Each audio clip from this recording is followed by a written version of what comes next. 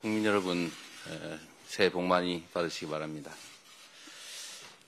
긴 설 명절 연휴가 끝났습니다.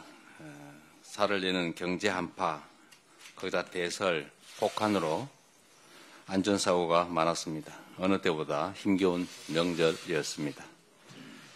특히 28일 밤에 발생한 항공기 화재 사고 때문에 많은 국민들께서 놀라셨을 것 같습니다. 관계자들의 차분한 대응으로 큰 인명피해가 없었던 것이 참으로 다행스럽습니다. 안전은 국민의 삶과 직결되어 있습니다. 돌다리가 아니라 쇠다리라도 두들기고 건너는 그런 경각심이 필요합니다. 국민을 위한 안전점검 또 안전대비로 인명피해 없는 안전한 대한민국을 꼭 만들어야 되겠습니다. 연말 연시와 설 명절 전후로 우리 민주당 지방정부들이 주도한 적극적인 지역화폐 발행 때문에 해당 지역은 얼어붙은 지역 경제의 온기가 좀 살아났습니다. 약 2천억 정도의 예산을 특별히 마련해서 2조 원가량의 지역화폐를 발행했는데 지역사회에서 아주 효과가 컸다는 보도들이 이어지고 있습니다. 장기화된 경기 침체 그리고 계엄과 내란 때문에 텅텅 비었던 시장 골목이 잠시나마 밝아진 것 같습니다. 몸은 힘들지만 보람이 느껴진다. 또 젊은 사람들이 많이 찾아왔다라는 그런 상인분들 얘기도 있었습니다. 국민의 목소리가 반영된 적극적인 정책이 민생 활력의 희망이 됐습니다. 겨우 2천억 우리 지방정부들이 안 그래도 어려운 재정 형편에도 불구하고 어렵게 마련한 소액인데 그 2천억으로 정말로 많은 분들이 온기를 느꼈다는 점 재정당국이 한번 생각해 보시길 바랍니다.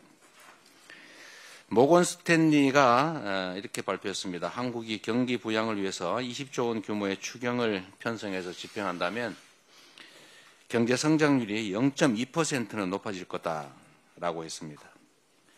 민생 경제를 살릴 추경 그리고 민생의 온기를 불어넣을 민생지원금이 꼭 필요한 상태입니다.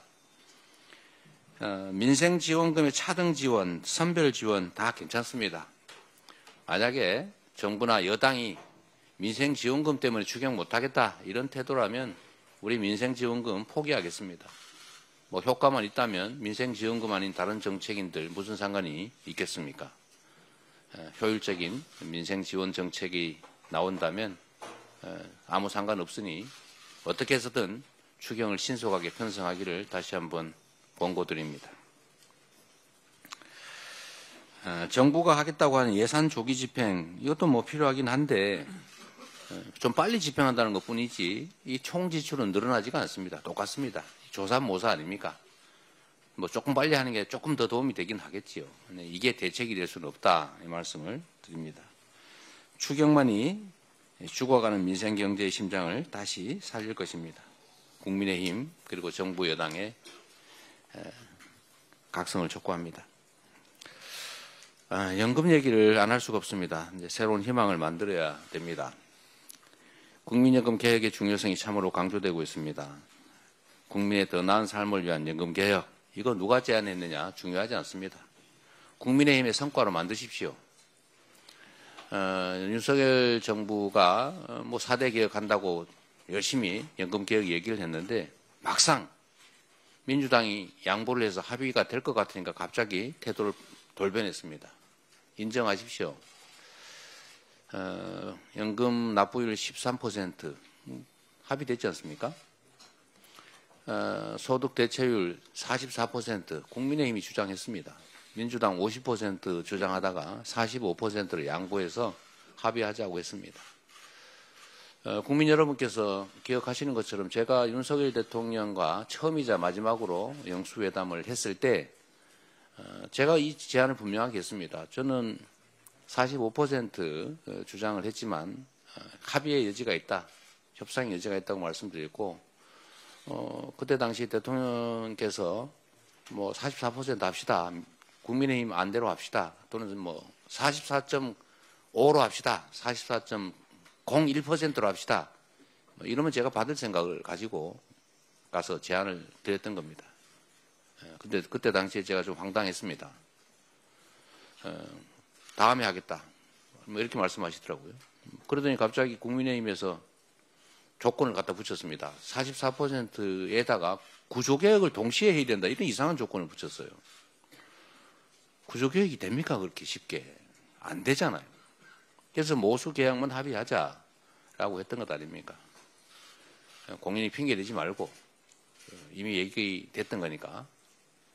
그때 당시에 국민의힘이 제안했던 44% 정도 선에서 우리가 1% 간격이 있습니다. 44냐 45냐. 그것 차이 때문에 안 하는 것보다는 저는 불만스럽지만 하는 게 낫다고 생각합니다. 뭐든지 그런 거 아닙니까? 완벽한 가장 좋은 안이 있어서 합의되면 추진되면 좋겠지만 그게 안 되면 약간 모자란 안이라도 합의하는 게 아예 안 하는 것보다는 훨씬 낫습니다. 그게 정치 아니겠습니까? 신속하게 모수개혁부터 2월 안에 매듭 짓기를 바랍니다. 자꾸 조건 붙이지 마세요. 이번에도 또 얘기가 될 것 같으니까 뭐 자동 안정화 장치는 꼭 받아주면 좋겠다 이런 얘기하고 그러던데 그건 또 다시 얘기하면 됩니다. 자꾸 뭘 조건을 붙이세요. 저는 그래서 이 생각이 들었습니다. 아, 이게 4대 개혁하자는 말만 하고 실제 할 생각은 없구나. 더 이상 국민을 속인다는 의심을 받지 않기를 바랍니다. 물꼬가 터진 만큼 이제 초당적이고 적극적인 협조를 통해서 연금개혁 일부나마 시행했으면 하는 바람입니다. 이상입니다.